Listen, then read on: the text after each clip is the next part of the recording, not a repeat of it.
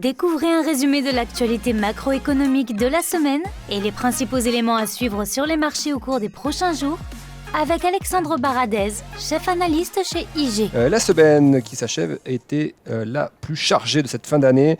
Une semaine à la fois sur de la macro très attendue, notamment les chiffres d'inflation aux États-Unis, on va en reparler. Une semaine très attendue sur le front des décisions de politique monétaire, notamment de la Fed et de la BCE, on va en reparler également. Et puis une semaine placée sous le signe des données macro-mondiales, donc on parle de l'inflation, mais également des données en provenance de Chine. Ces données en provenance de Chine, qu'est-ce qu'elles ont montré? On attendait notamment la partie vente au détail, production industrielle, et bien elles ont montré en novembre un nouveau ralentissement, une nouvelle baisse même très marquée et inférieure aux attentes, traduisant une fois de plus, l'impact des politiques sanitaires restrictives, des confinements, au moment où pourtant la Chine est en train de réouvrir un peu les vannes de la circulation, assoupissant les conditions sanitaires depuis quelques semaines, envoyant des messages aux marchés pour les rassurer, invitant les investisseurs étrangers à revenir sur les marchés actions, sur les marchés obligataires, abaissant les ratios prudentiels pour les banques, pour libérer un peu plus de crédit, notamment à l'attention des promoteurs immobiliers. Donc on voit qu'il y a pas mal de mise en place de la part de la Chine pour faire face à ce ralentissement économique, mais pour l'instant, les données qui nous parviennent, qui sont aussi des données passées désormais, c'est des données du mois de novembre, eh bien, montrent qu'en novembre encore, il y avait des ralentissements économiques très marqués. Et donc, ce qu'on attend de voir désormais, c'est moins une dégradation encore forte et à venir de ces statistiques, c'est plutôt d'attendre le moment, et ça va arriver très probablement début du premier trimestre, donc l'année prochaine. On aurait commencé à avoir des premiers signaux d'amélioration en provenance de Chine, mais il faut évidemment le temps que toutes ces mesures fassent effet. Les marchés, eux, ont pris un peu de l'avance. On a bien expliqué que les marchés actions chinois avaient déjà bien rebondi, ça va de 20 à 40% sur les indices, il y a des rebonds également sur le marché obligataire chinois. Le yuan également, le yuan par rapport au dollar s'est nettement renforcé depuis plusieurs semaines, donc il y a déjà une avance prise par le marché, mais désormais, eh bien, on le voit d'ailleurs ces derniers jours, les marchés chinois ont été un peu plus hésitants parce que justement, attendent désormais, avant d'aller plus loin, de voir des signaux concrets de cette amélioration liée à ce virage post-congrès du Parti communiste. Donc ça, c'était pour la partie macro. Pour la partie macro chinoise, mais la partie macro mondiale, ça a été notamment dominé cette semaine par les chiffres d'inflation aux États-Unis. Une très bonne surprise pour l'inflation américaine qui se replie pour le 5e mois consécutif à 7,1% désormais. Ça reste énorme encore, mais on était à plus de 9% il y a 5 mois, donc la cadence de ralentissement semble être en place, semble s'imprimer. On voit dans cette inflation que ce qui continue de poser problème aux États-Unis, c'est moins l'énergie. L'énergie a moins contribué à l'inflation. C'est un petit peu moins également la partie des biens. Les biens, on voit que la pression sur les prix des biens également est moins intense. Les problèmes viennent des services. La pression inflationniste dans les services reste forte et la partie transport également. Donc c'est sur ces deux points-là, mais surtout la partie service, que la Fed doit continuer donc à imprimer un discours, et ça on va reparler évidemment, c'est ce qu'elle a fait d'ailleurs cette semaine, comme la BCE, un discours plutôt musclé, même s'il y avait probablement une partie de ce discours largement à l'attention des marchés et pas forcément un discours prédicateur et annonciateur de tout ce que le marché peut éventuellement redouter. L'inflation donc aux États-Unis continue de ralentir. On a également vu au Royaume-Uni cette semaine un premier mois de ralentissement qui était le bienvenu. Alors l'inflation britannique reste toujours au-delà de 10%, après être montré à plus de 11%, donc ça reste encore des niveaux insoutenables à long terme. Ça pousse la Banque d'Angleterre à agir, ce qu'elle a fait. Cette semaine, donc, les quatre banques centrales qui étaient attendues ont toutes monté leur taux de 0,5%, c'est-à-dire 50 points de base. Fed, BCE, Banque centrale suisse et Banque d'Angleterre. Et les messages de la Fed et de la BCE ont été perçus comme relativement agressifs par le marché parce qu'ils l'ont été notamment pour la BCE. Et donc on le disait à l'instant, la question de ces déclarations de banque centrale doit quand même être un peu analysée parce que on peut se demander mais finalement pourquoi la Fed, alors que l'inflation se replie pour le 5e mois consécutif, pourquoi la Fed continue d'envoyer des messages agressifs? Jérôme Powell a été perçu comme tel lors de sa conférence de presse. Le communiqué de la Fed, d'ailleurs, la réaction des marchés par rapport à cela a été explicite. On a vu les marchés actions d'un seul coup lâcher prise. On a vu la volatilité repartir un petit peu à la hausse. On a vu les taux d'abord se redresser puis se détendre un petit peu, mais sur la première lecture de ce communiqué et de la conférence de presse de Jérôme Powell, la réaction des marchés a été défensive. Et évidemment, on ne parle même pas de la réaction des marchés fait jeudi sur l'intervention de la Banque Centrale Européenne et la conférence de presse particulièrement agressive en termes de tonalité de Christine Lagarde vis-à-vis de l'inflation et du rythme de la politique monétaire. Alors pourquoi effectivement ce décalage entre notamment aux États-Unis, entre cette inflation qui semble désormais revenir un peu sous contrôle, qui reste très élevée, on le rappelle, 7%, on est loin des 2% encore, mais sur une trajectoire qui semble pourtant bien mise en place désormais pour continuer à baisser. Pourquoi la Fed garde ce ton ? Elle le garde parce que, ce qu'on a expliqué dans le dernier podcast, c'est que les conditions financières aux États-Unis s'étaient pas mal détendues depuis la publication des précédents chiffres d'inflation, il y a 4 semaines.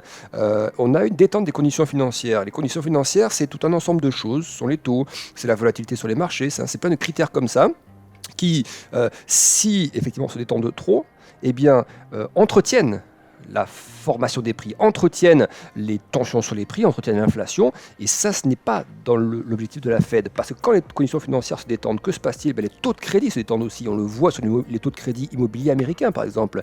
Le taux à 30 ans était monté à 7,20, 7,30 il y a quelques semaines, et est retombé autour de 6,40. Ça reste encore énorme, mais il y a quand même une détente des taux. Et la Fed, je pense, ne veut pas voir que les anticipations de marché, parce que l'inflation est en train de ralentir, la Fed ne veut pas voir que ces anticipations de marché et ces interprétations de marché se concrétisent ensuite dans des transmissions de mécanismes à l'économie réelle qui favoriseraient à nouveau des comportements d'achat trop importants, donc une trop forte demande qui stimule du coup les prix, ne veut pas voir non plus une inflation qui persiste parce que les entreprises sont obligées de faire grimper les salaires ensuite, ce qui entretient une spirale salaire-prix que la Fed ne veut pas voir, ne veut plus voir, dont elle a peur.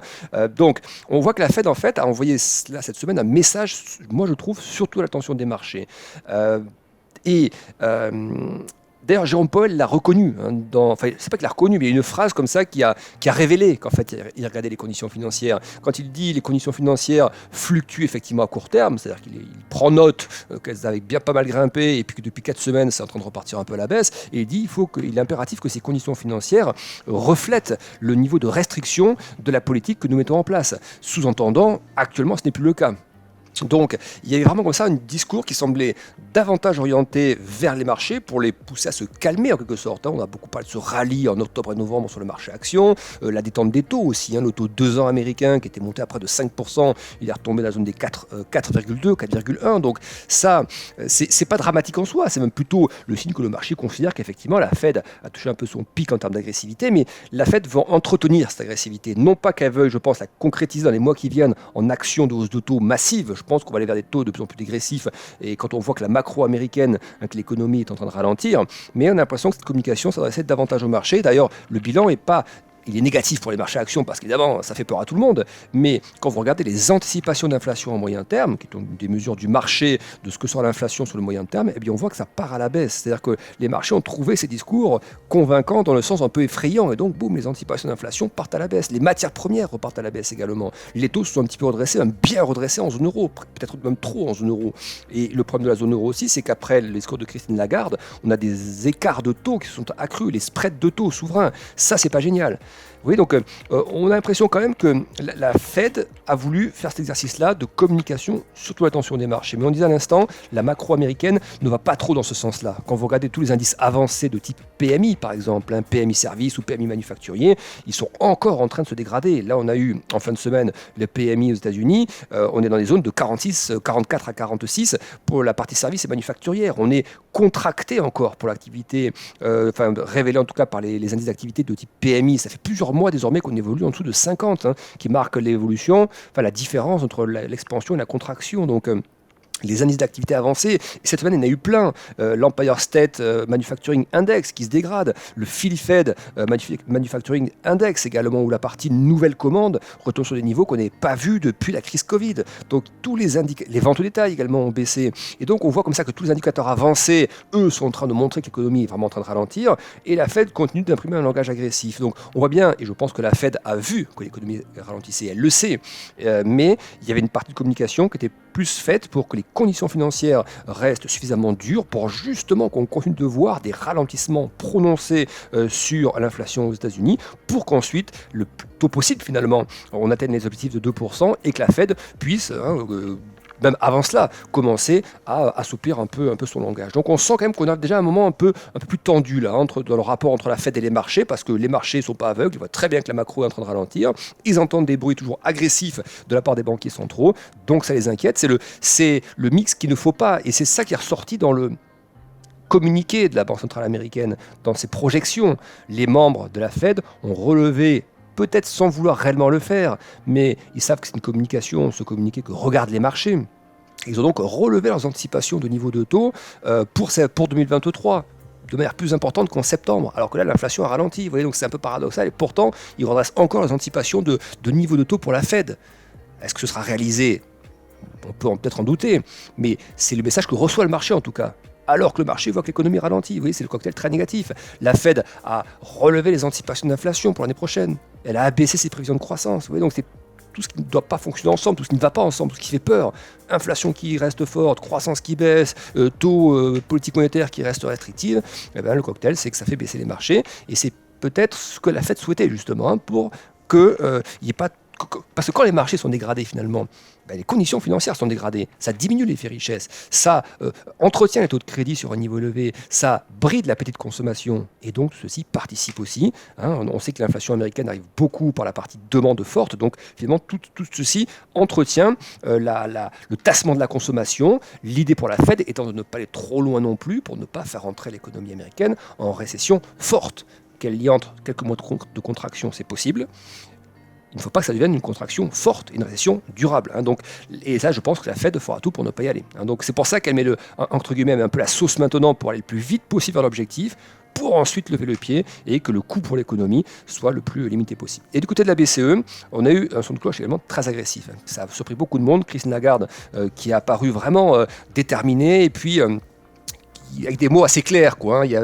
C'est pas trop un langage trop politique. On parle bien de politique monétaire, mais là, tous les messages étaient durs. La plupart des messages étaient durs. Pour que le marché l'entende. Et alors on l'a vu, les taux courts, le taux 2 ans allemand par exemple, qui est un taux très surveillé dans ce contexte-là, il a atteint son plus haut niveau depuis 2008. Et on parlait tout à l'heure des écarts de taux souverains au sein de la zone euro, ça c'est un peu dangereux. Donc là aussi la BCE commence à arriver à un territoire un peu dangereux, parce que je pense que beaucoup de gens voient, et c'est comme ça qu'on le décrit dans les podcasts précédents, beaucoup de gens voient, d'analystes, d'économistes, voient qu'une grosse partie de l'inflation en zone euro vient de la partie énergie. Or, une partie de l'énergie, la BCE ne peut rien faire contre ça. Si les prix du gaz sont élevés, c'est le problème de la géopolitique. Principalement, ce n'est pas le problème d'une demande massive en zone euro. Donc, c'est toujours ces problèmes liés à l'approvisionnement, à l'offre, à la supply chain, en fait, qui posent problème. La géopolitique, la BCE doit quand même lutter sur une partie un peu corps d'inflation qui est la plus structurelle, liée effectivement à des salaires qui progressent un petit peu. Et ça, il faut quand même qu'elle fasse attention. C'est pour ça qu'elle relève les taux. Mais elle n'a pas intérêt à aller trop loin dans ces hausses de taux non plus, parce que, à part tuer l'économie européenne, ce qui fera, oui, effectivement, baisser la demande et donc les prix du gaz, mais à ce moment-là, il faudra ramasser ensuite l'économie européenne à la petite cuillère et tout reconstruire, comme après les subprimes, comme après la crise de la dette, comme après la bulle Internet. Et ça demande de l'énergie, ça demande surtout beaucoup de moyens budgétaires et monétaires, et c'est pas le but de faire tout ça. Les moyens importants ont été déployés pendant le Covid, là, on a une phase de normalisation post-Covid, et donc il faut mener cette politique monétaire à terme, mais ne pas tuer l'économie, parce que le coût ensuite pour la redresser sera manifeste, et ça, il ne faut pas arriver à ça, et je pense que la BCE le sait aussi. Donc ce qu'elle a envoyé comme message hier, il me semble aussi que c'est un message un peu de vigilance quand même, peut-être un peu politique quand même, pour dire aux gens qui écoutent, il y a un grand public qui écoute la BCE, désormais c'est plus une institution fermée, on écoute le discours de la BCE, et c'est aussi un discours pour montrer, on fait attention à l'inflation, on fait attention à votre pouvoir d'achat, donc il y a peut-être aussi une partie de politique pure là-dedans, d'expliquer aussi que la BCE s'attelle à la tâche, parce que évidemment l'inflation c'est très impopulaire, ça grève le pouvoir d'achat, etc. Vous voyez, donc il y a un peu de ça, je pense, ce message de la BCE, parce que les fondamentaux économiques ne justifient pas qu'on ait, et la BCE, Christine Lagarde, a laissé planer presque 3 hausses de taux supplémentaires de 50 points de base, sachant qu'on est déjà à 2,50, donc ça voudrait dire quoi? Ça veut dire qu'on amène les taux dans des zones quasiment de 4%. Ça semble démesuré par rapport à la partie de l'inflation contre laquelle il faut réellement lutter. Et même si l'inflation est à 10%, on est encore sur des niveaux, mais qui sont largement attribuables à la flambée des prix de l'énergie. Donc voilà, attention à ne pas aller trop loin, mais je pense encore une fois que c'était des messages surtout à l'attention des marchés. Voilà donc ce qu'on pouvait dire dans cette semaine qui vient de s'écouler. On a quand même eu quelques petites surprises agréables cette semaine, qui était une semaine assez difficile pour les marchés, mais les surprises agréables, c'est quand même que les statistiques allemandes sont un tout petit peu améliorées.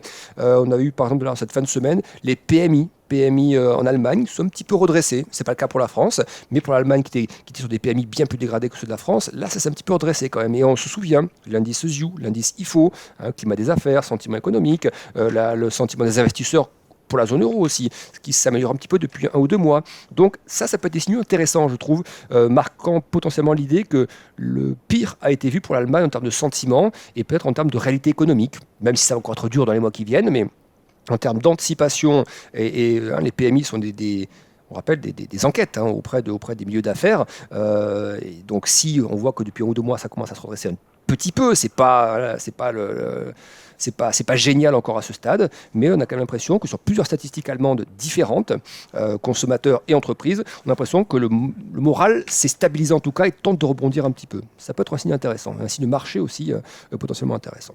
Voilà ce qu'on peut dire du programme de cette semaine, enfin du récap de cette semaine. La semaine suivante, donc la semaine prochaine, dès lundi, on se verra l'indice, le climat des affaires en Allemagne. On en parlait, on verra si c'est à nouveau le cas, si ça s'améliore encore un petit peu. C'est l'indice IFO. On aura lundi après-midi l'indice NAHB, c'est le sentiment des constructeurs de maisons aux États-Unis. Ça va être une semaine très immobilière côté US la semaine prochaine.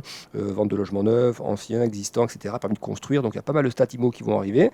Mardi, ce sera la décision de la Banque du Japon. Après les 4 banques qui ont parlé cette semaine, en tout cas les 4 principales, très attendu Banque du Japon aussi. On rappelle là-bas que la politique monétaire reste encore très accommodante. Donc on verra s'il y a un petit ajustement par rapport à ça. Je vous le disais, donc les statistiques américaines mardi, permis de construire et mise en chantier. La confiance des consommateurs en zone euro. Mercredi, on aura la confiance des consommateurs en Allemagne, la confiance des consommateurs aux États-Unis et ainsi que les ventes de logements existants aux États-Unis. Jeudi, ce sera le chiffre final pour le PIB du 3e trimestre aux États-Unis. Donc c'est pas la grosse surprise, c'est plutôt la version finale, donc pas trop d'effet de surprise normalement. On aura les inscriptions hebdomadaires au chômage, ça on va le surveiller parce que cette semaine par exemple, les inscriptions hebdomadaires au chômage sont retombées, sont reparties à la baisse, plus bas depuis je crois 2 mois presque pour les inscriptions hebdomadaires au chômage, entretenant l'idée, ce que Jérôme Powell a dit dans sa conférence de presse, d'un marché de l'emploi qui reste tendu. Mais attention, on sait tous que l'emploi est une donnée retardée. Les indicateurs avancés américains nous montrent un gros ralentissement en cours. Donc, le marché, lui, parfois se saisit de ces données qui sont un peu inattendues d'un marché de l'emploi solide, mais sachant aussi qu'il est retardé, cet indicateur. Donc, attention de ne pas trop conclure par rapport à ça non plus. Les données avancées sont plus révélatrices de l'état de l'économie que les chiffres du chômage qui sont des données, les inscriptions qui sont des données retardées. Et puis on terminera la semaine prochaine avec l'indice, tout ce qui est inflation core PCE, qui est une des mesures d'inflation aux États-Unis. On a les commandes de biens durables aux États-Unis et les ventes de logements neufs. Encore merci de nous avoir écoutés. Bon trade et bon week-end avec IG.